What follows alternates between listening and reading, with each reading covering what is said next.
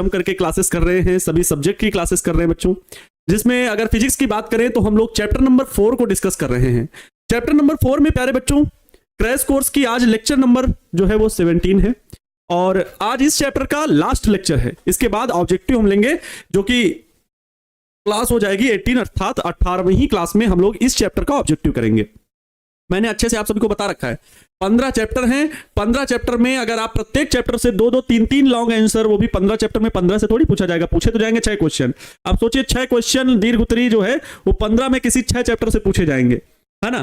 तो एक से अनुमान नहीं आएगा, दूसरे से अनुमान वाला नहीं आएगा, तीसरे से नहीं आएगा, तो मतलब 6 में से तो 3 आपको बनाने, 3 तो आएंगे। तो आप लोग बहुत बर्डन मान के न चले कि हमसे प्रश्न नहीं बन रहा है, बहुत कठिन परीक्षा है, नहीं, बहुत आसान है। मेहनत करते जाइए, सफल परिणाम मिलेंगे, है ना। तो प्यारे बच्चों आज के लेक्चर में हम लोग बात करेंगे लॉरेंज बल क्या होता है, 2 समांतर धारावाही चालकों के बीच लगने वाला चुंबकीय बल का मान कितना होता है, हम लोग पढ़ेंगे फ्लेमिंग के बाएं हाथ का नियम, साइक्लोट्रॉन का सिद्धांत क्या होता है इसके बारे में पढ़ेंगे, साइक्लोट्रॉन कैसे कार्य करता है इसके बारे में आज के इस लेक्चर में बात करेंगे। तो प्यारे साथियों सभी का स्वागत है, नमस्तुभ्यम, नमस्कार, आभार, अभिनंदन आप सभी प्यारे बच्चों का। जय श्री राम, राधे राधे, जय महाकाल, है ना। ना कोई सिकवा होगी, ना कोई बहाना होगा, आनंद गुरु जी की क्रैश कोर्स वाली फिजिक्स की क्लास में शाम के 4 बजे जरूर जरूर आना होगा। तो भाई सभी लोग जुड़ जाएं और क्लास को हम लोग कंटिन्यू करें अच्छे से, है ना। शादी विवाह में जाना थोड़ा कम कर दीजिए, आपकी परीक्षा बार बार नहीं आएंगी, शादी विवाह जो है वो चलते रहेंगे, रिश्तेदारों में, पास पड़ोस में वो चलते रहेंगे। और आप किसी की शादी में अगर अभी नहीं जाएंगे तो वो आपसे बिल्कुल भी नहीं नाराज होगा, परेशान बिल्कुल भी ना हो, ठीक है। लेकिन कहां सर मन मानता है ना। चलो बच्चों अभी तक हम लोग जो सीखे, बायो-सेवर्ट का नियम सीखे, dB = म्यू नॉट अपान में 4 पाई IDL साइन थीटा अपान में r²। कल मैंने किसी वृत्ताकार धारावाही लूप के अक्ष के किसी बिंदु पर उत्पन्न चुंबकीय क्षेत्र बताया था, आपने उसकी वैल्यू ज्ञात की थी। किनको किनको वो वैल्यू पूरी याद है, ठीक है। शादी भी बार बार नहीं आएगी, बिल्कुल सही समझे। बताइए सारे डेरिवेशन जो बायो-सेवर्ट से नियम से रिलेटेड हैं बच्चों आप लोगों को याद रखने हैं। आज हम एम्पियर के परिपथीय नियम का भी डिस्कशन आपके साथ करेंगे कि एम्पियर का परिपथीय नियम क्या होता है, एम्पियर का परिपथीय नियम क्या होता है उसके बारे में भी डिस्कस करेंगे। हालांकि उसके साथ जो अनुप्रयोग होते हैं, एम्पियर के परिपथीय नियम के आधार पर अनुप्रयोग जो होते हैं वो बहुत ही आसान है और पूछे कम जाते हैं, आसान बहुत है, पूछे कम जाते हैं, ठीक है। चलो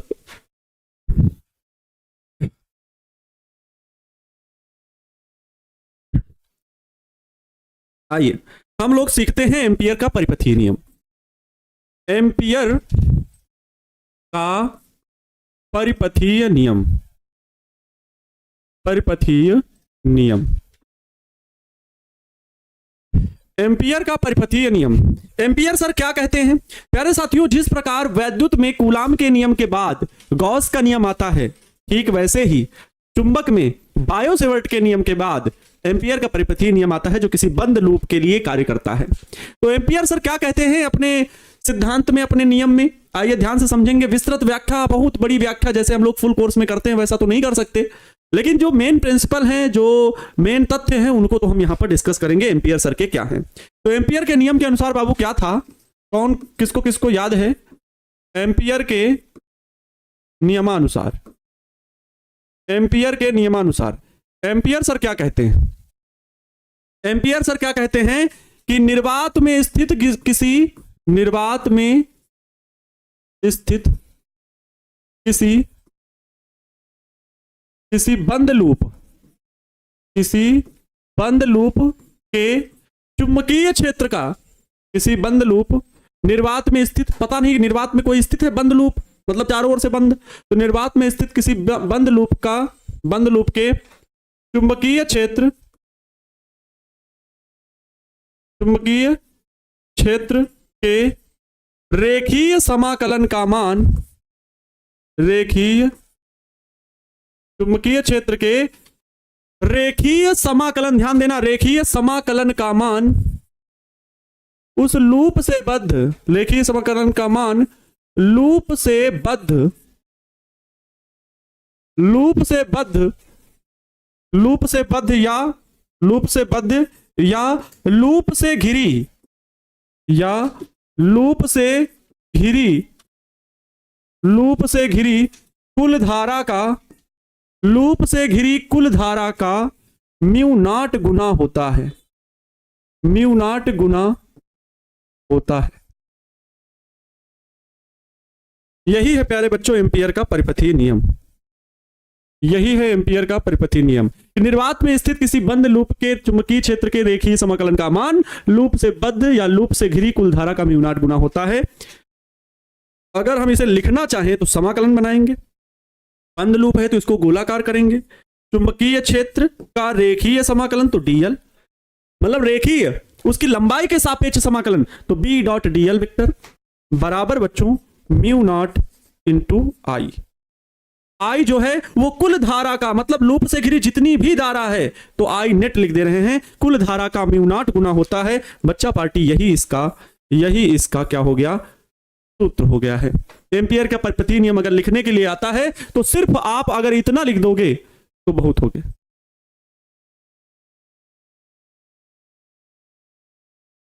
बताइए जी। बिल्कुल, राजा का बेटा राजा नहीं बनेगा, अब राजा वही बनेगा जो राजा बनने के हकदार होगा, जो ज्यादा मेहनत करेगा। अब आज का दौर वही है, ठीक है। बताओ ये चीज समझ गए, किसी को कोई दिक्कत? बंद लूप के लिए चुंबकीय क्षेत्र का रेखीय समाकलन का मान उस लूप से बद्ध कुल धारा या नेट धारा का म्यू नॉट गुना होता है, कोई दिक्कत नहीं। हाँ ऐसे भी लिख सकते हो, नेट धारा का म्यू नॉट गुना होता है, कुल धारा या नेट धारा वही बोला जाता है, इसका म्यू नॉट गुना होता है।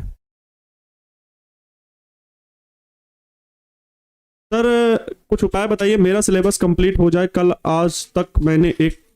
और आज तक में मैंने एक चैप्टर का 22 लेक्चर कंप्लीट किया। वाह, 22 लेक्चर आपने कंप्लीट कर लिए, बहुत अच्छी बात है, वेरी गुड।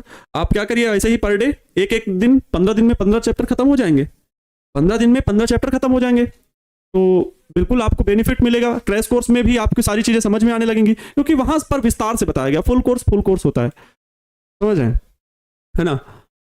फुल कोर्स होता है, और फुल कोर्स से जुड़े थे या फुल कोर्स अभी पढ़ रहे हो तो पक्का बच्चों ये होगा, जो लोग फुल कोर्स नहीं पढ़े थे, क्रैश कोर्स में जुड़े थे और अब फुल कोर्स कर रहे हैं, तो उसको स्पीड से 2x स्पीड में थोड़ा सा बढ़ा करके देखोगे, समझना चाहोगे तो बहुत कुछ समझ जाओगे। तो जहां पर आप अगर 70% लाने के प्रयास में थे तो 10% बढ़ा लीजिए, 80-85% के आसपास पहुंच जाओगे, बिल्कुल पहुंच जाओगे। लेकिन अगर इस चीज को फॉलो करोगे तो ठीक है, फॉलो करोगे तो बिल्कुल पहुंच जाओगे। अब टॉपर बन जाओ तो देखो किस्मत पर भी कुछ चीजें छोड़ देनी चाहिए, है ना, किस्मत पे भी कुछ चीजें छोड़नी। चलो इसकी उपपत्ति करें, एम्पियर के परिपथीय नियम की उपपत्ति करें। एम्पियर्स सर्किटल लॉ इसे बोलते हैं, हम तो ये लिखे ही नहीं, है ना। एम्पियर्स सर्किटल लॉ,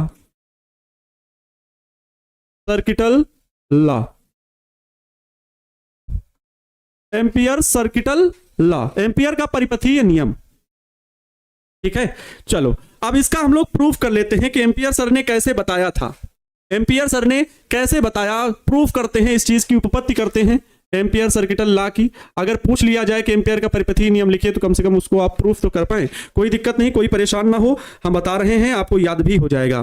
मान लो बस सीरियस होके पढ़ो, थोड़ा सा बातें हम लोग कम करेंगे। ये अनंत लंबाई का बच्चों चालक है, ये अनंत लंबाई का धारावाही चालक है, बहुत लंबा, मतलब अनंत लंबाई है इसकी। इसमें बच्चों आई एम्पियर की क्या हो रही है, धारा प्रवाहित हो रही है, इसमें आई एम्पियर की धारा प्रवाहित हो रही है। अब इससे आर दूरी पर कोई बिंदु यहां पर P है, यहां पर उत्पन्न चुंबकीय क्षेत्र बताना है। तो बायो सावर्ट का नियम होता तो क्या करते, एक छोटी सी लंबाई dl लेते और उसके कारण निकाल देते वहां पर। लेकिन एम्पियर का परिपथीय नियम कहता है ये नहीं भैया, ऐसा नहीं, धारा कितनी भी जाए, एक लूप के भीतर से धारा कितनी भी जाए, मान लो धारा बाहर अंदर की ओर है तो इस प्रकार का सिंबल, धारा बाहर की ओर है तो इस प्रकार का सिंबल, धारा और भी भीतर बहुत सारी धाराएं हैं, एक ही लूप के भीतर बहुत सारी धाराएं हैं, बहुत सारे वायर गए हुए हैं, तार गए हुए हैं, उन सभी धाराओं का कुल योग जो है वो म्यू नॉट गुना होगा इस वृत्ताकार धारावाही लूप का जो भी चुंबकीय क्षेत्र होगा उसका रेखीय समाकलन जो होगा वो बराबर इसके होगा म्यू नॉट इंटू आई नेट। आई नेट कहां से आया, इस लूप के भीतर जितनी धाराएं आपको दिख रही हैं सभी का योग है, और इनके कारण इस लूप में जो चुंबकीय क्षेत्र बन रहा है उसका रेखीय समाकलन करने पर हमें यह मान प्राप्त हो रहा है। एम्पियर सर ने अपने प्रयोगों में यह बात बताई। तो आइए यहां पर एम्पियर सर का प्रयोग करके देखते हैं। एक अनंत लंबाई का धारावाही चालक है जिसमें आई एम्पियर की धारा प्रवाहित हो रही है। इस चालक से, मान लो यह चालक है, बहुत बढ़िया सा चालक है, इससे आर दूरी यहां पर है, यहां पर बिंदु P है, वहां पर देखना, यहां पर बिंदु P है, बिंदु P पर आपको उत्पन्न चुंबकीय क्षेत्र बताना है, तो बिंदु P से जाने वाले एक वृत्ताकार लूप की कल्पना करते हैं। चलो भैया, इस बिंदु से P से जाने वाले एक वृत्ताकार लूप की कल्पना करते कर लिए। कोई दिक्कत? कोई दिक्कत नहीं भैया। ये वृत्ताकार, ये धारावाही चालक है और इसके चारों ओर यहां पर बिंदु P पर उत्पन्न चुंबकीय क्षेत्र बताना है, तो ऐसे चारों ओर एक बंद लूप की कल्पना कर लिए।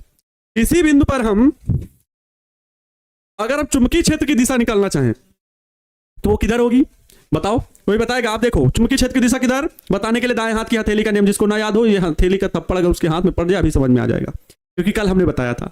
धारावाही चालक के अनुदिश अंगूठे को रखना है, उंगली को उस ओर जहां पर चुंबकीय क्षेत्र बताना, चुंबकीय क्षेत्र इधर ही तो बताना है। बिल्कुल सर। अब उंगली को घुमाओ, घूमेंगे किस ओर? अंदर की ओर। आप देखेंगे पूरे वृत्ताकार लूप में कुछ इसी प्रकार से चुंबकीय क्षेत्र की दिशा भी होगी, चुंबकीय क्षेत्र की दिशा भी गोल गोल होगी। अर्थात बच्चों यहां पर चुंबकीय क्षेत्र की डायरेक्शन किस दिशा में? इस दिशा में, वेक्टर बी की डायरेक्शन ये। अगर हम यहां पर छोटू सा एक सूक्ष्म खंड प्यारे बच्चों डीएल ले ले, अगर हम डीएल ले लें, यहां पर बिंदु P है, अगर हम यहां पर डीएल वेक्टर ले लें तो इसकी भी डायरेक्शन बच्चों इसी दिशा में होगी, क्योंकि लूप का कहीं पर भी छोटा सा पार्ट लोगे, लूप का ये लूप जो है, इस लूप का कहीं से भी छोटा पार्ट लोगे तो वो चुंबकीय क्षेत्र के अनुदिश ही मिलेगा, अर्थात डीएल और बी ये दोनों एक ही दिशा में है। आइए इस बात को यहां पर हम लोग लिख देते हैं, इसका जिक्र कर देते हैं कि माना एक अनंत लंबाई का धारावाही चालक है, माना एक अनंत लंबाई का धारावाही चालक है, अनंत लंबाई का धारावाही चालक है, धारावाही चालक है, अनंत लंबाई का धारावाही चालक है, जिसमें आई एम्पियर की धारा प्रवाहित हो रही है, जिसमें आई एम्पियर की धारा प्रवाहित हो रही है, की धारा प्रवाहित हो रही है, प्रवाहित हो रही है। ठीक है, आई एम्पियर की धारा प्रवाहित हो रही है। तार से आर दूरी पर किसी बिंदु P पर चुंबकीय क्षेत्र, तार से आर दूरी पर, आर दूरी पर, आर मतलब चालक से, ठीक है, यहां पर क्या लिख सकते हैं? चालक। चालक से आर दूरी पर बिंदु P पर उत्पन्न चुंबकीय क्षेत्र कौन बता सकता है कितना सूत्र होगा? क्योंकि ये फुल सिलेबस में बताया गया है। उत्पन्न चुंबकीय क्षेत्र बच्चों ये बायो सेवर्ट के नियम से निकालते हैं कि अनंत लंबाई के चालक के कारण किसी बिंदु पर उत्पन्न चुंबकीय क्षेत्र B बराबर आता है म्यू नॉट अपान में 2 पाई I अपान में R। याद रखो, म्यू नॉट अपान में 2 पाई I अपान में R, म्यू नॉट अपान में 2 पाई I अपान में R। बच्चों ये क्या है? अनंत लंबाई के चालक के कारण किसी बिंदु पर उत्पन्न चुंबकीय क्षेत्र बायो सेवर्ट के नियम से निकाला जाता है, वो ये है। हमको तो एम्पियर का परिपथीय नियम प्रूफ करके दिखाना है, एम्पियर का परिपथीय नियम प्रूफ करके दिखाना। क्या है एम्पियर का परिपथीय नियम? एम्पियर की परिपथीय नियम में देखो, एम्पियर का परिपथीय नियम कहते हैं समाकलन बी डीएल बराबर म्यू नॉट आई नेट आता है। तो चलो एलएचएस उठाते हैं, आरएचएस को प्रूफ करते हैं, है ना? एलएचएस को उठाते हैं, आरएचएस को प्रूफ करते हैं। तो एम्पियर के परिपथीय नियम में एलएचएस, एम्पियर के परिपथीय नियम में, परिपथीय नियम में एलएचएस क्या है? एलएचएस है समाकलन बी, एलएचएस बराबर है समाकलन बी डॉट डीएल, यही तो है, बी डॉट डीएल, ऐसे vector B dot vector DL, ऐसे है ना। अगर vector B dot vector DL लिखा हुआ है बच्चों, तो हम लोग कहेंगे कि समाकलन वेक्टर बी डॉट डीएल को बी डीएल कॉस थीटा भी लिख सकते हैं, लिख सकते हैं, पी डीएल कॉस थीटा भी लिख सकते हैं, क्योंकि थीटा यही तो होता है, ए डॉट बी बराबर ए बी कॉस थीटा अदिश गुणनफल। बच्चों यहां पर जो थीटा का मान है, यहां थीटा बराबर 0 डिग्री है।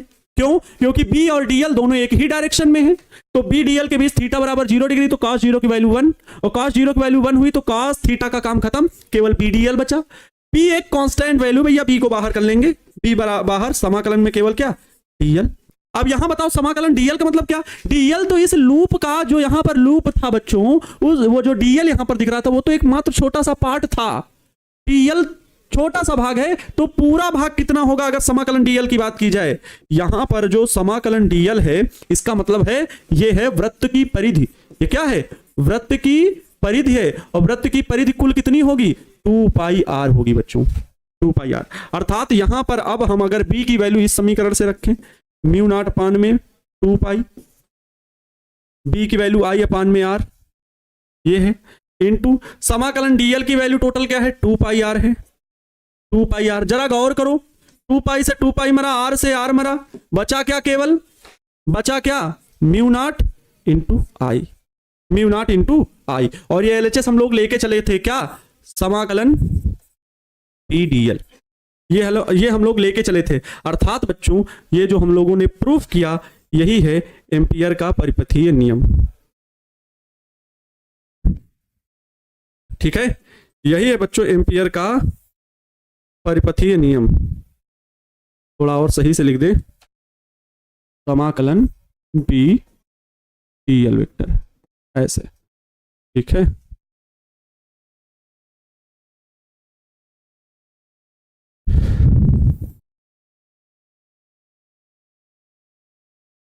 चल सबको समझ में आ गया चीज। ओके, ये प्यारे बच्चों एम्पियर का परिपथीय नियम है जिसको मैंने प्रूफ कर दिया। अगर ये 2 नंबर में आए तो मुश्किल है, आएगा तो फिर 5 नंबर में आएगा कि एम्पियर का परिपथीय नियम क्या है। एम्पियर का परिपथीय नियम क्या है और इसका डेरिवेशन करें तो आप अच्छे से डेरिवेशन कर पाएंगे। क्लियर? किसी को यहां तक दिक्कत हुई हो तो बता दो, मैं समझ सकता हूं भाई सभी का दर्द।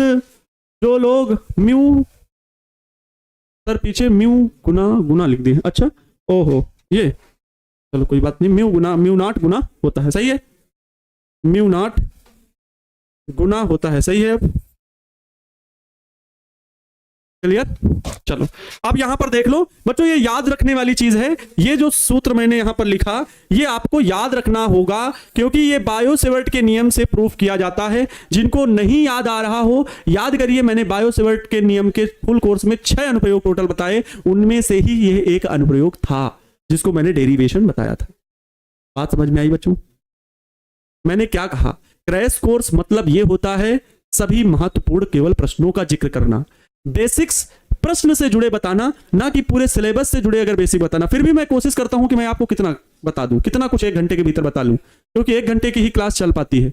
और इससे ज्यादा इसलिए नहीं क्योंकि बच्चों 6 आप क्रैश कोर्स की क्लास करते हो, फिर सेल्फ स्टडी भी करते हो, एक्स्ट्रा क्लासेस भी आपकी चलती है 2 सब्जेक्ट की सेल्फ स्टडी वाली फुल कोर्स के लिए। तो बहुत सारी चीजें हैं जिनको बात को ध्यान में रखना पड़ता है कि हम आपसे 1 ही घंटा में आपको पढ़ाना है। बात समझ गए? इतनी बात हो गई। अब प्यारे विद्यार्थी जी हम लोग कुछ बातें कर लेते हैं चुंबकीय बल से संबंधित। ध्यान देंगे, ध्यान देंगे। चुंबकीय बल, वैद्युत बल पढ़े थे, चुंबकीय बल पढ़ते हैं, मैग्नेटिक फोर्स। बच्चों क्या पढ़ेंगे? Magnetic force. ध्यान से सुनेंगे क्योंकि इसमें आप लोग कंफ्यूज रहते हो। मैग्नेटिक फोर्स विद्यार्थी जी एक बात गौर करना, अच्छा चलो आप लोग अपना नाम ही सुनो, छापू सुल्तानो, एक बात का गौर करना कि चुंबकीय बल अगर आता है तो आप 2 प्रकार के चुंबकीय बल पढ़े। कौन कौन सा? प्यारे साथियों, एक तो ये कि एक समान कहीं पर चुंबकीय क्षेत्र फैला हुआ है। जी गुरु जी, ये एक समान चुंबकीय क्षेत्र फैला हुआ है और इसमें इस एक समान चुंबकीय क्षेत्र में एक क्यू कूलाम का आवेश ये दौड़ता हुआ निकला। ये कौन निकला? क्यू कूलाम का आवेश। कितने वेग से? v वेग से। ये क्या फैला हुआ है यहां पर? b चुंबकीय क्षेत्र फैला हुआ है। चुंबकीय क्षेत्र की डायरेक्शन भीतर की ओर, वेग की डायरेक्शन इधर। तो चुंबकीय क्षेत्र और वेग के बीच बना कोण थीटा बिटवीन ओहो यहां पर लिख देता हूं, थीटा बिटवीन किसके बीच का होगा? B and V. बच्चों इनके बीच लगने वाला, जब किसी चुंबकीय क्षेत्र में कोई गतिमान आवेश अर्थात कोई आवेश गति करता है, कोई आवेश गति करता है तो बच्चों उस पर लगने वाला जो चुंबकीय बल होता है F, वो होता है Q V B sine theta. जहां पर अगर कोई पूछ ले कि ये थीटा क्या है तो बता देना थीटा जो है वो वेग और चुंबकीय क्षेत्र के बीच का कोण। वेग जिस भी डायरेक्शन में वो गया, जिस भी डायरेक्शन में वो प्रवेश किया, अगर वो चुंबकीय क्षेत्र की दिशा में ही चलेगा तो थीटा बराबर 0 होगा, और जब थीटा बराबर 0 होगा तो उस पर कोई चुंबकीय बल कार्य नहीं करेगा। बात समझ में आई? ये है, यहां पर आवेश क्या कर रहा है बच्चों? गति कर रहा है, चुंबकीय क्षेत्र की दिशा से कुछ भी कोण बना रहा है। तो एक प्यारे विद्यार्थी जी ये आपका सूत्र होगा, ये भी चुंबकीय बल का सूत्र है। एक और होगा, ये एक समान कहीं पर चुंबकीय क्षेत्र फैला हुआ है। जी गुरु जी, ये कैसा चुंबकीय क्षेत्र है, कौन बता सकता है? ये है तल के लंबवत भीतर की ओर। ये कैसा चुंबकीय क्षेत्र है? चित्र से बताओ। अगर क्रॉस के निशान लगे हों तो उसे बोलेंगे तल के लंबवत भीतर की ओर। अगर डॉट डॉट ऐसे लगा हो निशान तो मतलब तल के लंबवत बाहर की ओर। अब यहां पर बच्चों क्या है, यहां पर क्या कंडीशन है कि यहां पर कोई आवेश गति नहीं कर रहा है बल्कि एक चालक ही रख दिए हैं। क्या रख दिए हैं? एक चालक रख दिए हैं बच्चों। क्या रखे? चालक। इस चालक की जो लंबाई है वो एल है। चालक की लंबाई क्या है? एल है। चालक का नाम दे देते हैं ए बी, ये चालक है बच्चों। चालक में आई एम्पियर की धारा प्रवाहित हो रही है। चालक में आई एम्पियर की धारा प्रवाहित हो रही है। ओके गुरुदेव। और यहां पर जो चुंबकीय क्षेत्र फैला हुआ है वो बी है। चालक की लंबाई और चुंबकीय क्षेत्र के बीच बना कोण थीटा होता है। यहां पर जो थीटा होगा बच्चों वो थीटा बिटवीन किनके बीच का? तो थीटा बिटवीन कहां का? थीटा बिटवीन बच्चों बी एंड एल। यहां पर चालक पर लगने वाला जो विद्युत बल होगा F इक्वल टू होगा I B L sine theta. F बराबर I B L sine theta. ये होगा। ये दोनों ही प्यारे बच्चों चुंबकीय बल के सूत्र हैं। मात्रक न्यूटन ही होता है। ये किसी चालक पर लगने वाला बल। यहां पर गतिमान ये क्या है? यहां पर ये क्या था? ये गतिमान आवेश था। ये क्या हो रहा है भाई? ये गतिमान बच्चों क्या था? यहां पर गतिमान आवेश। यहां पर ये क्या रखा हुआ है? तो धारावाही चालक रखा हो जिसमें धारा प्रवाहित हो रही हो। धारावाही चालक। बस ये दो प्रकार के चुंबकीय बल हैं। इनको किससे ज्ञात किया जाएगा? तो याद रखना दो प्रकार के नियम हैं। एक फ्लेमिंग के बाएं हाथ का नियम, दूसरा दाएं हाथ की हथेली का नियम नंबर 2। दाएं हाथ की हथेली का नियम नंबर 2 भी है और फ्लेमिंग के बाएं हाथ के नियम से भी ज्ञात करते हैं। क्या होता है फ्लेमिंग के बाएं हाथ का नियम चुंबकीय बल को ज्ञात करने का? तो आइए वो मैं आपको सिखा देता हूं। फ्लेमिंग के बाएं हाथ का नियम ये बच्चों ध्यान देना। फ्लेमिंग के बाएं हाथ के नियम के लिए आप लोग अपने बाएं हाथ की उंगलियों को इस प्रकार फैलाओ। सबसे पहले तो पहले इस प्रकार से फैलाओ। किसको गोली लगी? ऐसे देख सकते हो आप। इस प्रकार से रखना है उंगली और ये बीच वाली उंगली बाहर की ओर आपकी ओर हो। ठीक है? कोई दिक्कत? ठीक। तो बच्चों इसकी अभी मैंने डिफिनीशन यहां नहीं लिखी हुई है, इसको मैं समझाता हूं। अपने बाएं हाथ की उंगलियों को फ्लेमिंग सर ये कहते हैं कि अपने बाएं हाथ की उंगलियों को इस प्रकार फैलाएं। अपने बाएं हाथ की अंगुलियों को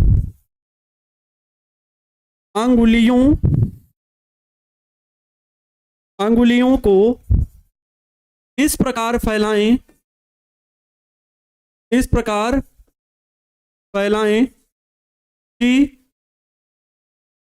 फैलाएं कि तीनों अंगुलियां परस्पर लंबवत इस प्रकार फैलाएं कि अंगूठा तथा पास की दोनों अंगुलियां अंगूठा तथा दोनों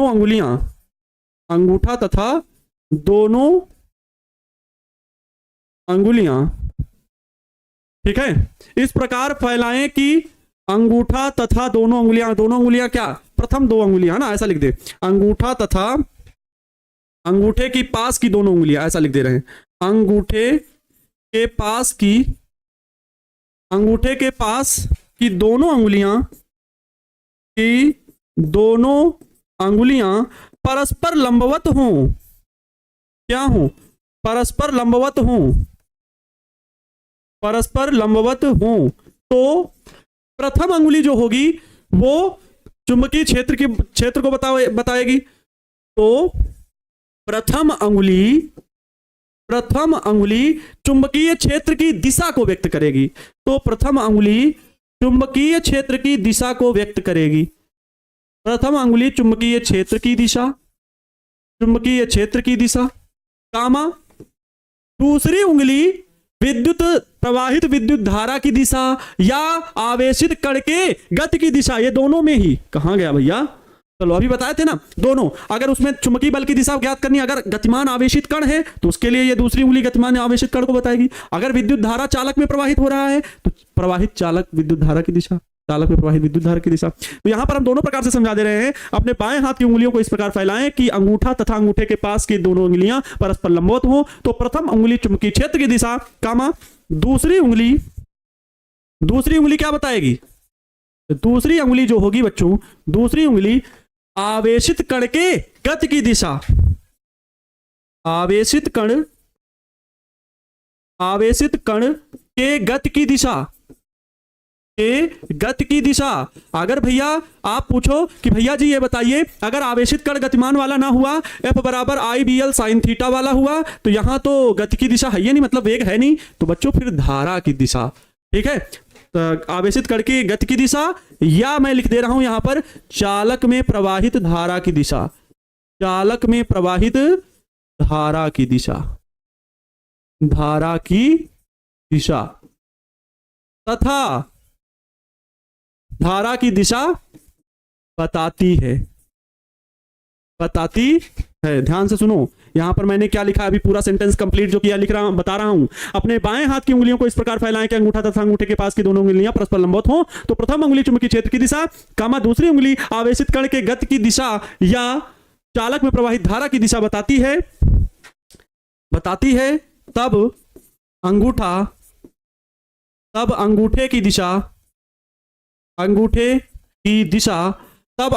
दिशा लगने वाले या कार्यरत चुंबकीय बल की दिशा को बताएगी। कार्यरत चुंबकीय बल की दिशा को बताएगी।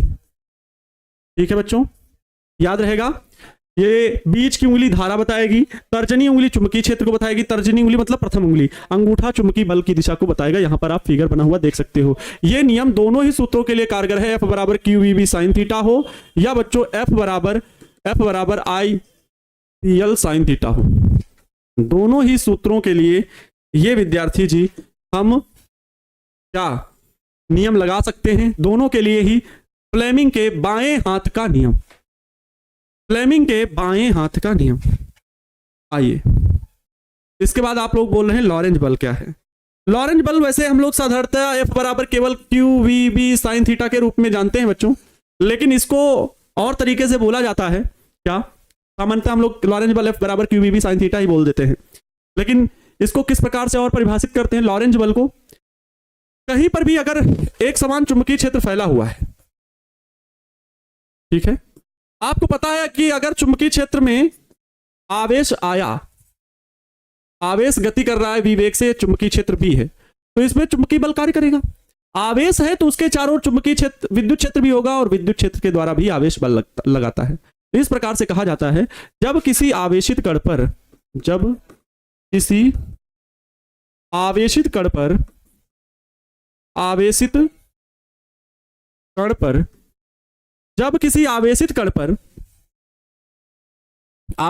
पर विद्युत बल व चुंबकीय बल एक साथ कार्यरत हूं तो उसे लॉरेंज बल कहते हैं। एक साथ कार्यरत हूं तो उसे लॉरेंज बल कहते हैं। देखो, किसी बुक में, अगर आपके पास बुक है बच्चों, तो किसी बुक में लॉरेंज बल केवल F बराबर QVB sin थीटा भी लिखा होगा। केवल F बराबर QVB sin थीटा भी लिखा होगा। ठीक है, लेकिन वास्तविकता कभी कभी हम लोगों को, टीचर्स लोगों को बुक के अकॉर्डिंग बता देना पड़ता है कि भैया ये लॉरेंज बल है, किसी बुक में लिखा होगा, क्योंकि वहां पर वैद्युत बल की व्याख्या नहीं की जाती या वैद्युत बल के प्रभाव को नगण्य माना जाता है। वैद्युत बल के प्रभाव को क्या मान लेते हैं? नगण्य। तो कहा जाता है कि भैया लॉरेंज बल का मान भी यही ही होगा, F बराबर QVB sin थीटा, क्योंकि इसको भी लॉरेंज सर ने ही बताया था। लेकिन लॉरेंज सर ने कहा कि भैया अगर चुंबकीय क्षेत्र है तो वहां विद्युत क्षेत्र भी बनेगा और इस कारण विद्युत क्षेत्र द्वारा भी बल लगेगा, तो इन दोनों का जो योग होगा, मतलब बच्चों लॉरेंज बल, अगर हम कहें लॉरेंज बल F बराबर अगर हम बात करें तो विद्युत बल QE तथा QVB साइन थीटा चुंबकीय बल के योग के बराबर होगा। हम यहां पर देखें बच्चा पार्टी, तो F बराबर क्या, Q कॉमन ले लो तो ब्रैकेट में क्या बचेगा, E plus VB sign theta. ये विद्यार्थी जी ठीक है, ये हो जाएगा। इतने न्यूटन का क्या कार्य करेगा, इतने न्यूटन का क्या कार्य करेगा बच्चों, लॉरेंज बल कार्य करेगा। F is equal to QE, ये विद्युत बल था, QVB साइन थीटा ये चुंबकीय बल था। किसी को कोई दिक्कत, सर ये लॉरेंज बल में पढ़े थे बिल्कुल, F is equal to QVB sine theta, हाँ ठीक है, ठीक है सर। मध्यमा और तर्जनी लिखिए ना, कोई दिक्कत नहीं बाबू, मध्यमा और तर्जनी कुछ लोग नहीं याद रख पाते हैं, पहली और दूसरी उंगली याद रहता है, ठीक है। आप अगर तर्जनी और मध्यमा लिखोगे तो एग्जामिनर कतई नहीं गलत करेगा, आप जिस रूप में याद कर पाओ वो याद कर सकते हो। अब बताओ किसी को दिक्कत, सहमत हो इस बात से? एग्जामिनर इतना बुद्धू टाइप का नहीं होता है, उसे बहुत सारी चीजों का ज्ञान होता है, उसे बच्चों के आंसर का स्पष्टीकरण देना अच्छे से आता है कि इसने क्या लिखा है, समझदार है। आप जैसे लिखोगे वो समझ जाएगा, आपके भाव बस अच्छे रहने चाहिए। लिखावट ये नहीं कि भाषा उल्टा पुल्टा हो, भाषा एक सुव्यवस्थित ढंग से लिखी गई हो, जिस बात को आप एग्जामिनर को समझाना चाहते हैं वो बहुत ही सुव्यवस्थित तरीके से लिखी गई हो, तो एग्जामिनर अच्छे नंबर दे करके ही आगे बढ़ता है, ठीक है।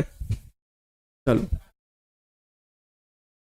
अब बात करते हैं बच्चों, लॉरेंज बल क्या है ये आपको पता लग ही गया, फ्लेमिंग के बाएं हाथ का नियम पता लग ही गया, एम्पियर का परिपथीय नियम पता लग ही गया। आइए अब ये बात करते हैं, अभी हमारे पास समय बिल्कुल है, बहुत अच्छा समय है भैया, कि दो समांतर लंबे धारावाही तार या चालकों के बीच प्रति इकाई लंबाई के लिए एक व्यंजक प्राप्त करें। गजब, एम्पियर परिपथीय नियम लिखें और इसके आधार पर एक अनंत लंबाई के सीधे धारावाही चालक के कारण चुंबकीय क्षेत्र प्राप्त करें। अब यहां पर ये बच्चों जो है इसको अभी हम, ये तो डेरिवेशन मान लो एक तरह से कर ही चुके हैं, हाँ। मेन सवाल हम लोगों के पास बच्चों ये वाला है, क्या, दो लंबे समांतर धारावाही चालक तारों के बीच प्रति इकाई लंबाई के बल के लिए एक व्यंजक प्राप्त करिए। सर आपके क्लास में टाइम का पता ही नहीं चलता है, बिल्कुल नहीं चलना चाहिए। अगर आपका कंसंट्रेशन है तो देखो, भिन्न भिन्न प्रकार के स्टूडेंट हैं, शिक्षक हैं, सभी लोग होते हैं ना, और हमको तो एक एक बच्चे को समझाना, ऐसा तो है नहीं कि हाँ भाई आपको समझ में आ गया मतलब सबको समझ में आ गया। कुछ बच्चे ऐसे भी हैं जिन्हें फिजिक्स नहीं समझ में आती, नहीं समझ में आती, और ये इसमें सिर्फ शिक्षक का दोष हो ऐसा भी नहीं है, वो भी इस बात को समझ जानते हैं। लेकिन एक बात सत्य है कि अगर वास्तव में आपकी बहुत फिजिक्स कमजोर है बच्चों, तो कहीं ना कहीं आपके शिक्षक की उसमें भागीदारी होती है, कहीं ना कहीं उसमें शिक्षक का हिस्सा होता है। शिक्षक आपको किस तरह से पढ़ा रहा है उसका भाग होता है, ठीक है। लेकिन अगर आपके बहुत बेसिक्स कमजोर हैं, जो चीज वो फील कराना चाहता है वो आपको समझाना चाहता है, अगर नहीं पता है तो शिक्षक भी कुछ नहीं कर पाएगा। प्यारे विद्यार्थियों यहां पर ध्यान सुनो, दो लंबे समांतर धारावाही चालकों के बीच प्रति एकांक लंबाई के लिए, एकांक लंबाई मान ली जाएगी, फिलहाल अभी के लिए आप कुछ भी लंबाई मान सकते हो प्रारंभ में, ठीक है। हम कुछ भी लंबाई मान लेंगे कि चालकों की लंबाई यहां से वहां तक कितनी है, L है। चालक की लंबाई कितनी मान लेंगे, L बच्चों, L लंबाई। बच्चों इसमें I1 एम्पियर की धारा प्रवाहित हो रही है, इसमें जो है वो I2 एम्पियर की धारा प्रवाहित हो रही है। ये दो समांतर धारावाही चालक हैं, फर्स्ट और सेकंड, ये दो समांतर धारावाही चालक हैं, सभी की लंबाई कैपिटल L है। ध्यान से सुनते जाओगे कहानी। और ये दोनों एक दूसरे से स्मॉल r दूरी पर हैं, ये दोनों ही एक दूसरे से स्मॉल r की दूरी पर हैं। एक में I1 एम्पियर की धारा प्रवाहित हो रही है, एक में I2 एम्पियर की धारा प्रवाहित हो रही है। क्लियर है सर? अगर यहां पर मैं दो बिंदु ले लूं, मैं चालक तारों के नाम दे दूं, इसका नाम है P, PQ और इसका नाम है RS। ये दो चालक तार हैं जिनके नाम है PQ तथा RS, ये एक दूसरे के समांतर हैं और एक दूसरे से स्मॉल r दूरी पर रखे हुए हैं। इसमें I1 I2 एम्पियर की धारा प्रवाहित हो रही है। हमें निकालना क्या है, इन चालक तारों के बीच लगने वाले चुंबकीय बल का मान निकालना है। क्या वास्तव में इनके मध्य चुंबकीय बल कोई कार्य कर रहा है? अगर हाँ तो उसको प्रूफ करके दिखाइए, उसका व्यंजक प्राप्त कीजिए। सर बात कुछ गड़बड़ सी लग रही है, कैसे चुंबकीय बल कार्य कर रहा है? आइए मैं आपको बताता हूं। बच्चों पहले चालक तार में जो I1 एम्पियर की धारा प्रवाहित हो रही है, इसके लिए चुंबकीय क्षेत्र कहां पर आपको ज्ञात करना है? दाएं हाथ की हथेली का पहला नियम आप याद करिए। क्या बताया था?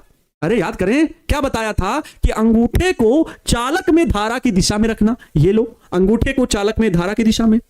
हम देखना चाहते हैं कि ये जो धारा प्रवाहित हो रही है इस चालक में, इसके चारों ओर अपना चुंबकीय क्षेत्र बना रहा होगा और उस चुंबकीय क्षेत्र के भीतर ये कोई दूसरा चालक रखा हुआ है जिसका नाम है आरएस। इस पर चुंबकीय क्षेत्र की वजह से चुंबकीय बल कार्य कर रहा होगा, उसका मान हमें निकालना है। या फिर कह लो आरएस तार में I2 एंपियर की धारा प्रवाहित हो रही है। इस धारा के धारावाही चालक के कारण इसके चारों ओर चुंबकीय क्षेत्र बन रहा होगा और उस चुंबकीय क्षेत्र के भीतर एक दूसरा चालक PQ रखा हुआ है जिस पर चुंबकीय बल कार्य कर रहा होगा। दोनों ही बातें किसी एक के कारण आप निकाल लो, किसी एक के कारण, सबके कारण नहीं।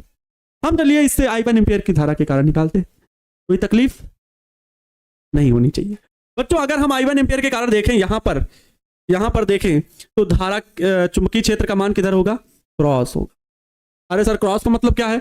तल के लंबवत भीतर की ओर। तल के लंबवत चुंबकीय क्षेत्र की दिशा किधर? तल के लंबवत भीतर की ओर। आइए माना फलाना धमाका लिख लेते हैं। क्या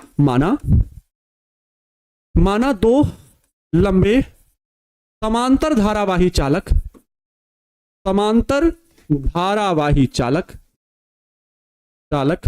कौन कौन है? नाम बताओ।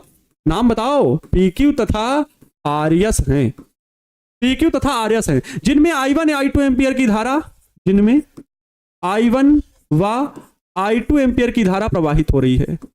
I1 व I2 एंपियर की धारा प्रवाहित हो रही है,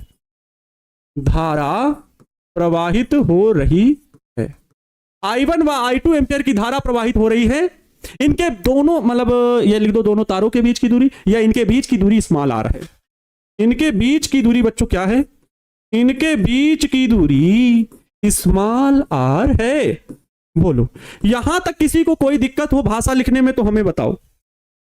अगर किसी को यहां पर कोई दिक्कत हो भाषा लिखने में कि सर हमें भाषा नहीं समझ में आई, तो हमें बताओ, हम आगे कुछ उपाय खोजें और उसका हल अगर निकल सकता है तो हम निकालने का प्रयास करें कि भाई आखिर और क्या आपको समझाया जाए। ठीक है, आखिर और आपको क्या समझा दिया जाए, हम कोई और उपाय निकालें, कैसे भी करके। ठीक है, कैसे भी करके उसकी वैल्यू तो हम निकालेंगे ही। जब असर इस तरह नहीं लिख सकते, जब कोई आवेशित कण विद्युत क्षेत्र व चुंबकीय क्षेत्र में हो तो उस पर बल लगता है, उसे लॉरेंज बल कहते हैं। कह सकते हो, लिख सकते हो, बिल्कुल। जब कोई आवेशित कण विद्युत क्षेत्र तथा चुंबकीय क्षेत्र में हो तो उस पर लगने वाला बल लॉरेंज बल कहलाता है, या उसे लॉरेंज बल कहते हैं। लिख सकते हो। भाव एक है ना कि विद्युत क्षेत्र में, कहीं पर विद्युत क्षेत्र भी है और चुंबकीय क्षेत्र भी है, वहां पर कोई आवेश रखा है तो उस पर लगने वाला बल लॉरेंज बल कहलाता है। ठीक है, लिख सकते। देखो, लैंग्वेज तो लिख लिया क्योंकि लैंग्वेज थोड़ी सी महत्वपूर्ण होती है। अगर मैं इस चालक के कारण, चालक PQ के कारण आरएस पर चुंबकीय क्षेत्र निकालूं, या आरएस के कारण बच्चों PQ पर निकालूं, जरा चुंबकीय क्षेत्र की दिशा बताओ। आरएस पर धारा की दिशा में अंगूठा, जिस दिशा में आपको चुंबकीय क्षेत्र निकालना है, कहां पर चुंबकीय क्षेत्र, इस जगह पर बताना, क्योंकि चालक तार जहां से गया है यहां पर खोजोगे कि चुंबकीय क्षेत्र की डायरेक्शन क्या है। लेकिन वो चुंबकीय क्षेत्र किसका है? वो चुंबकीय क्षेत्र इस चालक तार का है, क्योंकि यहां पर धारा प्रवाहित हो रही। अगर ये चुंबकीय क्षेत्र जो मैंने क्रॉस का निशान लगाया है, ये किसके कारण चुंबकीय क्षेत्र की दिशा हमने बताई है? इस चालक तार के कारण यहां पर उत्पन्न चुंबकीय क्षेत्र की दिशा बताई। दोनों में डिफरेंट है, याद रखना।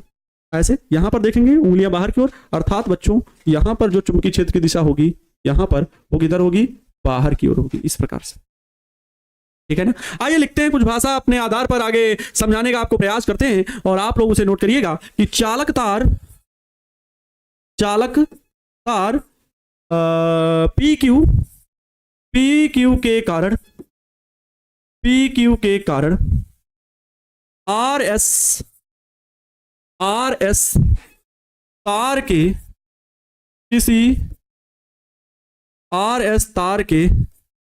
किसी बिंदु पर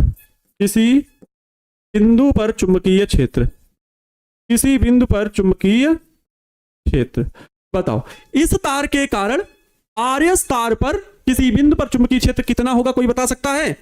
जी सर, नहीं बता सकते हो, बायो सेवर्ट के नियम से बताओगे। B = म्यू पाई I/r। दूरी कितनी है? r। धारा कितनी है? कितनी धारा? I1 धारा। I2 नहीं लिख देना, I1 धारा बच्चों। I1 धारा के कारण ये चुंबकीय क्षेत्र I1 धारा के कारण बना है, ये लिखेंगे।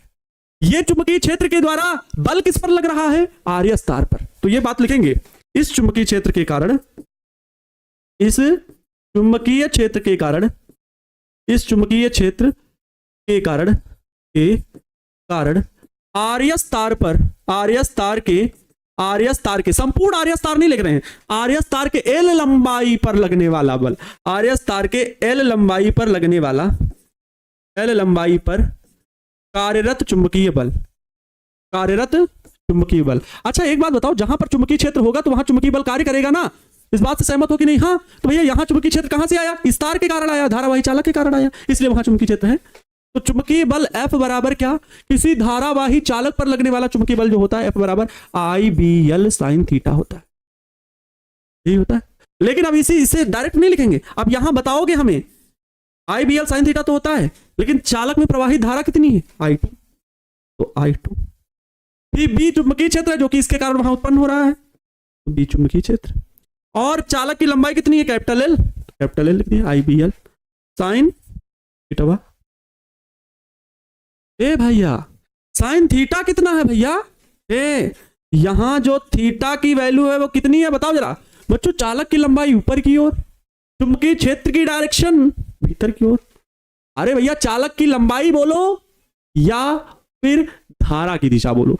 हमने यहां पर क्या लिखा था भैया बायो सेवर्ट के नियम में? अरे चालक की लंबाई ही बोलो, और बाकी चालक की लंबाई में ही तो धारा जाएगी, तो धारा की दिशा बोलो या चालक की लंबाई बोलो। बहरहाल चालक की लंबाई होता है, तो चालक की लंबाई में ही तो धारा प्रवाहित होगी, तो ये बोल लो कि धारा की दिशा, तो धारा की दिशा ऊपर की ओर है और चुंबकीय क्षेत्र भीतर की ओर है, तो यहां पर थीटा है 90 डिग्री। ठीक है, आइए वैल्यू रखते हैं। F बराबर I2, P की वैल्यू ये टोटल रख दीजिए म्यू नॉट अपान में 2 पाई, म्यू नॉट अपान में 2 पाई I1 अपान में R इंटू में L साइन 90। साइन 90 की वैल्यू कितनी होती है? 1 होती है। आइए इसे अच्छे तरीके से लिखते हैं अगले पृष्ठ में। F बराबर म्यू नॉट अपान में 2 पाई I1 I2 अपान में R इंटू L, क्योंकि साइन 90 की वैल्यू क्या हो गई है? 1 हो गई है, तो F यहां पर साइन 90 की वैल्यू 1 हो गई। मैंने F बराबर I1 I2 को एक साथ लिखा म्यू नॉट अपान में 2 और I1 I2 अपान में R, और इंटू में बच्चों L लंबाई वाला है जो कि वो चालक की लंबाई है। हमसे कहा है एकांक लंबाई पर लगने वाला बल बताओ। देखो लिखा हुआ है एक व्यंजक प्राप्त करें प्रति इकाई लंबाई पर बल के लिए, तो यहां पर जो L लिखा हुआ है इसको इधर लिख दीजिए। F अपान में ये L इधर आएगा, F अपान में L बराबर म्यू नॉट अपान में 2 पाई। देखो यहां पर ये लिखेंगे इतने न्यूटन, यहां पर बल का मात्रक केवल न्यूटन है। अब अगर F अपान में L इधर आ गया है तो ये मिलेगा म्यू नॉट अपान में 2 पाई I1 I2 बटे में क्या रहेगा बच्चों? R। अब इसे क्या बोलेंगे? न्यूटन प्रति मीटर बोलेंगे। इसे आप क्या बोलेंगे? न्यूटन प्रति मीटर। आगे ये बात लिख दीजिए प्रति एकांक लंबाई के लिए, प्रति एकांक लंबाई पर लगने वाला बल, लंबाई पर लगने वाला बल। तो बच्चों L बराबर क्या हो जाएगा? 1। तो L बराबर जब 1 तो F बराबर क्या मिलेगा? म्यू नॉट अपान में 2 पाई I1 I2 बटे R। सॉरी यहाँ 2 क्यों लिखे हुए हैं हम? अरे वारे सर, यहाँ R है, यहाँ R है, और ये न्यूटन प्रति मीटर। प्रति एकांक लंबाई में लगने वाला चुंबकीय बल ये हो जाएगा बच्चों, ये इसका डेरिवेशन हो जाएगा। मेन सूत्र आप ये वाला भी याद रखोगे। ठीक है, ये दोनों ही सूत्र आप याद रखोगे। हो गया। ये प्रश्न कितने नंबर में पूछा जाएगा? तो विद्यार्थी जी ये 5 अंक में पूछा जाएगा। क्या गुरुजी हम यहां पर इससे नहीं निकाल सकते थे कि इस तार के कारण यहां पर उत्पन्न चुंबकीय क्षेत्र के द्वारा लगने वाला चुंबकीय बल? बिल्कुल निकाल सकते थे, वैल्यू सेम आएगी। ये आप लोग करना, इसे आपका होमवर्क है। आरएस की लंबाई लिखी गई है बाबू, आरएस की लंबाई जो है वो L लिखा गया है, L तभी यहां पर आया। इतना हो गया। आइए अब आगे बढ़ते हैं बच्चों। इसके बाद हम लोगों को साइक्लोट्रॉन पढ़ना है। साइक्लोट्रॉन क्या है? अभी हमारे पास समय है 5 मिनट का, और 5 मिनट में मैं इसे समझा दूंगा। क्योंकि ये थ्योरेटिकल है, मैं इसको, ये जो चित्र वित्र बना है आप लोग पढ़ लीजिएगा। मैं इसका बच्चों क्या कर दे रहा हूं, मैं इसका अच्छे से समझा दे रहा हूं कि क्या होता है साइक्लोट्रॉन में, वो मैं एक समरी बता दे रहा हूं। बाकी आप लोग इसको पढ़ जरूर लेना, क्योंकि साइक्लोट्रॉन से भी प्रश्न आ सकता है। ठीक है, साइक्लोट्रॉन से भी प्रश्न आ सकता है, इसलिए इसको पढ़ना जरूरी है। साइक्लोट्रॉन। विद्यार्थी जी साइक्लोट्रॉन कैसे होता है, कैसे कार्य करता है, किस लिए, वो समझते हैं। एक बात याद रखना, ये जो संयुक्त निकाय जो इसमें होता क्या है, इसमें 2 डीज होती हैं बच्चों। डीज सर क्या है? 2 डी आकार की, इन्हें डीज बोला जाता है। इन्हें क्या बोला जाता है? डीज बोला जाता है।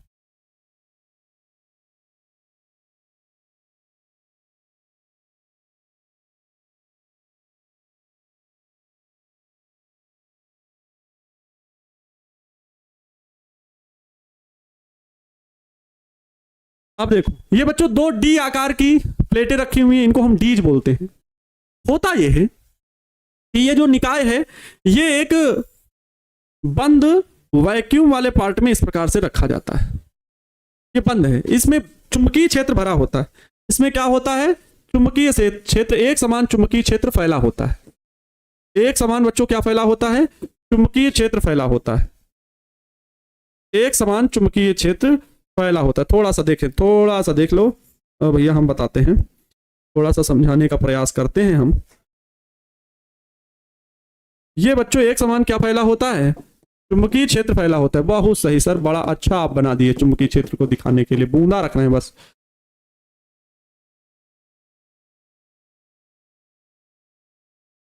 ये बच्चों क्या फैला हुआ है? एक समान चुंबकीय क्षेत्र फैला हुआ है कागज तल के लंबवत ऊपर की ओर। ठीक है, ध्यान से सुनेंगे।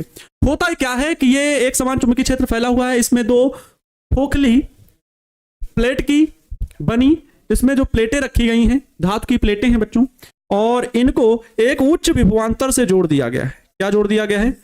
उच्च विभवांतर से जोड़ दिया गया है। लगभग 10,000 से 1 लाख तक का वोल्टेज, 1 लाख वोल्ट तक यहां पर बच्चों प्रत्यावर्ती विभव दिया जाता है। प्रत्यावर्ती कैसा विभव है? याद रखना हमेशा, प्रत्यावर्ती विभव दिया जाता है। क्यों प्रत्यावर्ती विभव? क्योंकि यहां पर परिवर्तन की आवश्यकता होती है। कभी ये सिरा पॉजिटिव होगा तो कभी ये निगेटिव होगा, कभी ये निगेटिव होगा तो ये पॉजिटिव होगा बच्चों।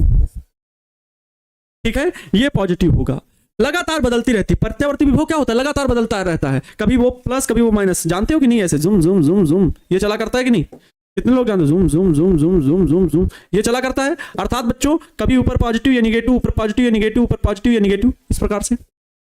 तो यहां पर होता क्या है कि एक आवेशित धनावेशित कण को त्वरित गति प्रदान कराने के लिए हम साइक्लोट्रॉन का इस्तेमाल करते हैं।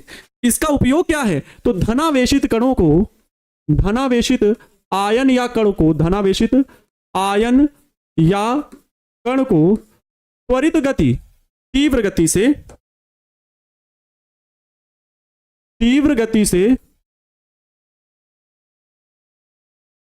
गति कराने के लिए, तीव्र गति से गति कराने के लिए प्रयोग किया जाता है। अब सर तीव्र गति से प्रयोग कराने की, तीव्र गति से चलाने की जरूरत क्या पड़ी? तो नाभिक की खोज के लिए, नाभिक के अंदर की रिसर्च के लिए बच्चों हमें यह कार्य करना पड़ता है। तो साइक्लोट्रॉन में होता यह है कि इसमें एक धनावेशित आयन, मान लो इसके केंद्र से एक P नाम का धनावेशित आयन निकला, तो बच्चों पहले प्रारंभ में ये निगेटिव है, ये यहां से निगेटिव, ये क्योंकि पॉजिटिव है, ये क्या है? पॉजिटिव है, तो ये निगेटिव की ओर आकर्षित हुआ, निगेटिव की ओर आकर्षित हुआ।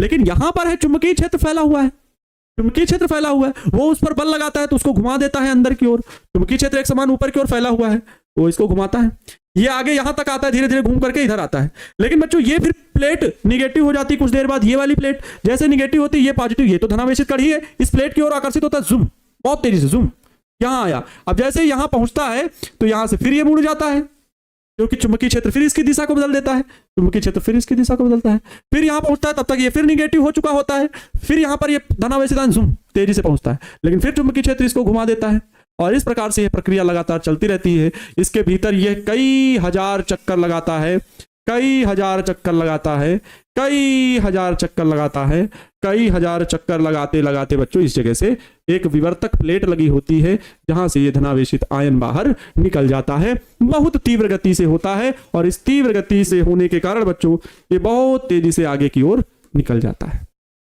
ठीक है, बस यही इसका। अब इसका सिद्धांत क्या होता है? क्योंकि इस पर बच्चों विद्युत बल भी कार्य करता है, QVB sin theta, theta 90 degree रहता है हमेशा, और इसी वजह से ये वृत्तीय गति पर घूमता है तो mv² वृत्तीय गति अभिकेंद्र बल के बराबर होता है। जो बच्चों लॉरेंज बल है या कह लो चुंबकीय बल जो है, चुंबकीय बल के प्रभाव से ही वो घूम जाता है, गोल गोल घूमता है। चुंबकीय बल जो यहाँ फैला हुआ है चुंबकीय क्षेत्र, उस कारण से चुंबकीय बल लगता है और इसी वजह से वो गोल गोल घूमता है। चुंबकीय बल अभिकेंद्र बल के बराबर होता है, अभिकेंद्र बल के बराबर होता है। ये इसका सिद्धांत होता है, अभिकेंद्र बल मतलब साइक्लोट्रॉन का यही सिद्धांत होता है। तो विद्यार्थी जी यहाँ पर गौर करेंगे, v से ये कैंसिल आउट हो जाएगा तो यहाँ पर आएगा r, इधर आ जाएगा तो QB और ये Q, अच्छा r इधर कर दीजिए, r बराबर सीधे r इधर ले आए, QB उधर कर दिए तो mv/QB हो जाएगा। बच्चों यही सिद्धांत होता है किसका, यही सिद्धांत होता है साइक्लोट्रॉन का कि जिस वृत्तीय पथ पर गति करता है जितना ज्यादा वेग होगा उतनी ज्यादा त्रिज्या होगी। इस वजह से जितनी बड़ी त्रिज्या पर वो गति कर पाएगा उतना ही प्यारे अधिक बच्चों उसका वेग हो जाएगा। तो ये साइक्लोट्रॉन का सिद्धांत है, ठीक है। अच्छा, अमीटर को वोल्ट मीटर में कैसे बदलेंगे? प्यारे साथियों, जो धारा मापी इसमें आप पढ़ते हैं फुल कोर्स में, तो 2 नंबर में कभी कभी ये प्रश्न पूछ लेता है कि अमीटर को धारा मापी में कैसे बदलते हैं। अमीटर को वोल्ट मीटर में, अमीटर क्या होता है, धारा को मापता है, वो भी उच्च प्रबल वाली धारा को माप सकता है। धारा मापी जो गैल्वेनोमीटर होता है, दोनों का काम ही धारा मापना है। ध्यान से सुनो, मेरी बात को केवल गौर करना और कुछ नहीं। धारा मापी गैल्वेनोमीटर अगर कोई बात हो करे या अमीटर की बात करे, गैल्वेनोमीटर भी धारा को ही मापता है। उसमें जब आप बॉक्स देखोगे तो उसमें G लिखा होगा, अमीटर देखोगे तो अमीटर में A लिखा होगा। अच्छे लोग इसको नहीं एक्सप्लेन कर पाते हैं कि वास्तव में है क्या चीज। गैल्वेनोमीटर जो धारा मापी है बच्चों, ये सिर्फ अल्प धारा को माप पाता है, अल्प धारा को माप पाता है। ये शून्य विक्षेप की स्थिति में भी कार्य कर सकता है धारा मापी। अमीटर जो है बच्चों, ये प्रबल धारा को मापता है, ये धारा की दिशा को नहीं बताता, जबकि धारा मापी धारा की दिशा को भी बताता है। गैल्वेनोमीटर जिसे कहते हैं, यही अमीटर और धारा मापी मतलब गैल्वेनोमीटर में अंतर है। बल्कि दोनों का काम ही है धारा मापना, दोनों का काम है धारा मापना, लेकिन इसका काम दिशा के साथ बताना, अमीटर का काम दिशा के साथ नहीं बताना। इस गैल्वेनोमीटर का काम धारा मापना है, लेकिन अल्प धारा मापता है, बहुत अधिक धारा नहीं माप सकता, 3-4 एम्पियर तक माप सकता है। लेकिन अमीटर 10 एम्पियर 20 एम्पियर तक की धारा को माप के बता सकता है। ये अमीटर। वोल्ट मीटर विभवांतर को मापता है, किन्हीं भी 2 जगहों के सिरों पे अगर हम जोड़ेंगे तो उसे वोल्ट मीटर बोला जाता है। अब बच्चों अगर अमीटर को वोल्ट मीटर में बदलना हो तो जब उच्च प्रतिरोध को अमीटर के प्रतिरोध के साथ श्रेणी क्रम में जोड़ देते हैं, इस शब्द को आपको याद रखना है, बस श्रेणी क्रम में जोड़ते हैं, तब अमीटर वोल्ट मीटर में परिवर्तित हो जाता है। अमीटर आपको दिया गया, कहा जाए इसको वोल्ट मीटर में बदलो तो क्या करना है, अमीटर के साथ में ही, अमीटर का साथ मतलब अमीटर का प्रतिरोध, बात वही है, अमीटर के साथ बस आपको श्रेणी क्रम में एक प्रतिरोध और जोड़ देना है तो वो वोल्ट मीटर में बदल जाएगा। ठीक है बच्चों, हो गया। ये देखिए गैल्वेनोमीटर का सिद्धांत और सब कुछ लिखा हो, जो चीज मैंने अभी बोली है, जो चीज मैंने अभी शब्दों में बोली है, वही सारी चीजें यहाँ पर बातें लिखी हुई हैं। आप लोग परेशान मत होइएगा, इसको पढ़ लीजिएगा। पीडीएफ में आपका आज का ये चैप्टर खत्म होता है। कल मैं ऑब्जेक्टिव जो आपके पास क्रैश कोर्स की बुक भेजी गई है उसी से सब्जेक्टिव क्वेश्चन है बच्चों, उसी से ऑब्जेक्टिव क्वेश्चन है। कहीं कहीं पर शब्दों का उतार चढ़ाव होता है पीडीएफ में, प्रिंट आउट में, मतलब टाइपिंग में, तो हालांकि सुधारने का पूरा प्रयास किया गया है। फिर भी कहीं मान लो कुछ बच्चों के क्योंकि कमेंट आए, जैसे आवेश लिखा हुआ है, आवेश, तो वहां आदेश लिख गया है, आदेश। अब बताओ, इसको कभी कभी नजर के नीचे नहीं आया, लैपटॉप में ही पढ़ रहे हैं हम लोग, नहीं आया हमारी नजर में, तो ये गलतियां आपको देखने को मिल सकती हैं पीडीएफ में। बाकी प्यारे साथियों 60 से 70% मेरा कंटेंट है अपना। आप लॉन्ग क्वेश्चन जाइएगा, पूरे के पूरे जो लॉन्ग क्वेश्चन है उसमें जो भी आपको भाषा मिलेगी वो मेरी मिलेगी, ठीक है। जो भी चित्र मिलेंगे वो मेरे मिलेंगे। 60 से 70% मैं बोल रहा हूं। बाकी कंटेंट की भाषा जो है, लैंग्वेज, प्रश्न तो सभी भैया क्वेश्चन बैंक के ही हैं। क्वेश्चन बैंक गेस्ट पेपर इन्हीं के प्रश्न हैं कि प्रश्न किस प्रकार आपसे पूछेगा, लेकिन जो उसमें भाषा लिखी हुई है, जो उत्तर देने का तरीका लिखा हुआ है, वो मेरा अपना लिखा हुआ है। लॉन्ग क्वेश्चन में, शॉर्ट क्वेश्चन में भी कुछ जगहों पर लिखा हुआ है। मतलब ओवरऑल 60 से 70%। कहीं कहीं पर क्वेश्चन बैंक या कह लो बुक की भाषा प्रयोग की गई है, कहीं कहीं पर बुक की भाषा प्रयोग की गई है। लेकिन बच्चों कहीं कहीं पर पूरी की पूरी बुक 100% किताब से बना दी जाती है या क्वेश्चन बैंक से बना दी जाती है, तो फिर वो भी सही ही है। सही ये है कि उन्होंने भाई गेस करके अपने तरीके से बच्चों के सामने बुक को लेकर के आए, तो सभी थोड़ा बहुत कंटेंट एक दूसरे को करते हैं, लेकिन जेन्युइन बच्चों 60 से 70% उसमें मेरे द्वारा लिखा गया है। बात रही ऑब्जेक्टिव क्वेश्चन की, तो ऑब्जेक्टिव क्वेश्चन में भी कहीं कहीं पर मिस्टेक है। जैसे बताया ना, आदेश आवेश लिखा हुआ है, कहीं कहीं पर क्यू अपान में ए लिखना है तो क्यू अपान लिखा है, कहो ए गायब हो। तो छोटी छोटी ये बहुत छोटी छोटी मिस्टेक हो गई है, मतलब रही है बीच में, खैर उसको सुधारने का प्रयास किया गया है। आप लोग समझदार हो भाई, जितना भी चीज़ यहाँ पढ़ाया जाएगा तो उसमें सुधार कर दिया जाएगा, तो आप लोग उसको देख भी लीजिएगा, ठीक है। आप लोग उसको देख भी लीजिएगा, जब लाइव क्लास में पढ़ोगे हर एक चीज़ तो आप उसे समझ भी जाओगे, ठीक है। किसी को कोई दिक्कत? सर केमिस्ट्री में ऑल क्वेश्चन बैंक से है, सब क्वेश्चन बैंक से क्वेश्चन है। हाँ, लैंग्वेज हम मान सकते हैं कि सर ने ज़्यादा क्वेश्चन बैंक की इस्तेमाल की होगी, कोई बात नहीं।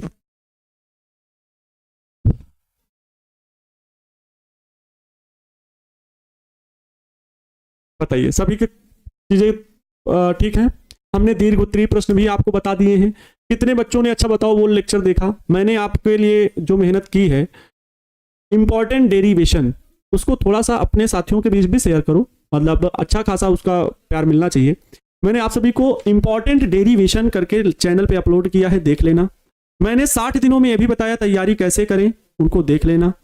मैंने आपको लाइव लेक्चर में जाएंगे बच्चों, तो वहां पर मैंने आपको पढ़ाया है कि 20 लघु उत्तरीय प्रश्न कौन कौन से होंगे, 5 दीर्घ उत्तरीय प्रश्न, 6 दीर्घ उत्तरीय प्रश्न लेकर के आए, जिसमें भले हमने 2-3 बताए हों, लेकिन 2-3 का आपको हिंट दे दिया, होमवर्क दे दिया। उनको हम क्रैश कोर्स के भीतर डील भी करते हुए चल रहे हैं।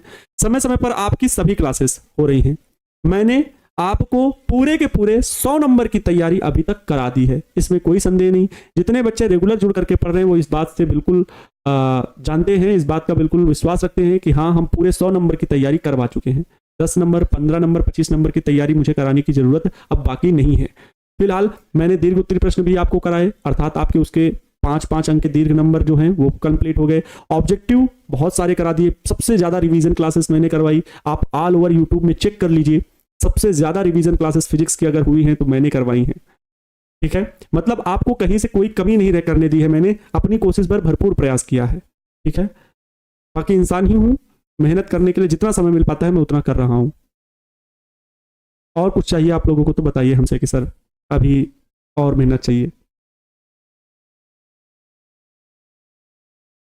ठीक है सब कुछ।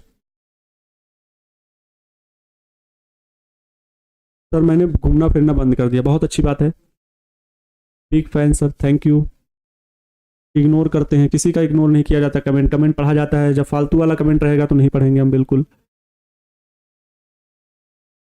चलो बच्चों, आज के लिए इतना ही। आप सभी के प्यार और सपोर्ट के लिए तहे दिल से शुक्रिया। मिलते हैं कल की क्लास में। लग चुकी है तलब मंजिल की, खुद को आग में झोंक देंगे। ठोकरें कहती हैं मारा जाएगा, हौसले कहते हैं देख लेंगे। लव यू सो मच बच्चों, जय हिंद, वंदे मातरम।